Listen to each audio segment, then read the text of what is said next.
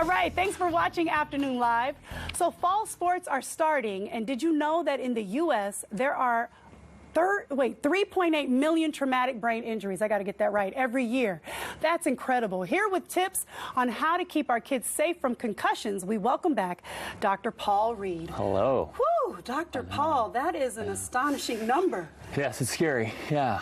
I mean, unfortunate. Okay, now I know, like, I get a lot of things from movies. Yeah. What can I say? Right. That's okay. One of the latest ones that I watched was the Concussion movie with Will Smith. I had no idea that it is as serious as it is, and that the repercussions are what they are. So can you talk to us a little bit about what traumatic brain injury really is? Yeah. So that's like, we're not designed for that impact, and so it's our soft brain inside of our hard skull, and it's jamming up against the front of our skull.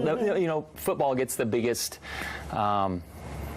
talk of concussions, but soccer's is bad, basketball with falls. So it's in every sport, and we're just becoming more aware of it, and we just need to be proactive in prevention, and then aware of symptoms to make sure that we're stopping a kid from participating and further injuring themselves down the road. That's the biggest thing, is just being more aware of it and making appropriate decisions to protect your kids. So. Now you brought a little prop today to show us what it's like when we have a traumatic brain injury. Yeah. So we,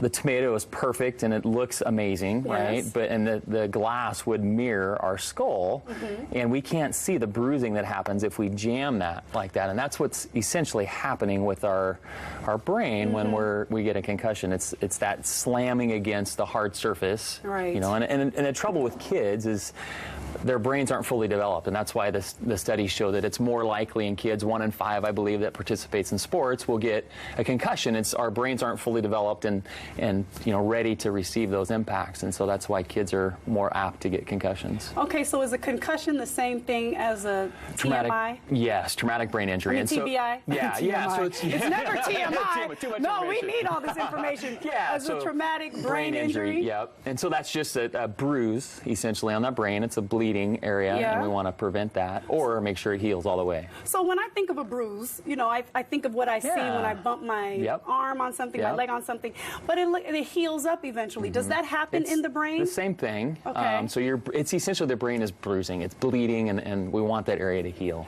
But then we talked a little bit just earlier about how there are long-lasting effects that can happen. And I don't see that when I bruise my arm. So what are some of the things that you're talking about? So the brain will lay down adhesions or scarring, and that's what's compromising people's future, as they age, right? They're seeing memory loss and different things that are happening. Behavioral changes. That's crazy. Okay, so what's the point of wearing the helmet? Because look, if I'm looking at this, I agree. Okay, and I'm like, okay, the brain is in here minding its own business, but if you get hit, you get hit. What's the point of the helmet? It's, again, just one layer of protection. So so it's still necessary. Yes, absolutely. Oh my gosh. All right. So now we talked about all of that. What are some of the symptoms that parents can look for? Yeah. So kids being spacey.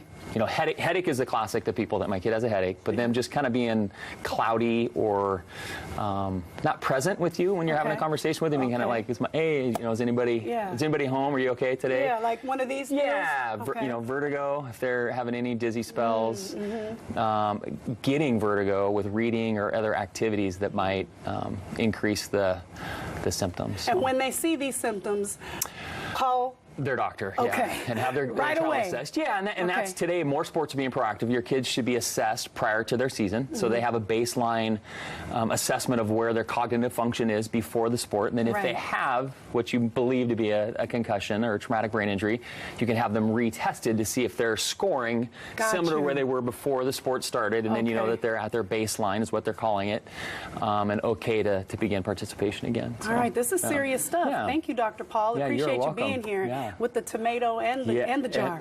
Okay, we're going to have more information about this and Dr. Paul for you on our website at KA.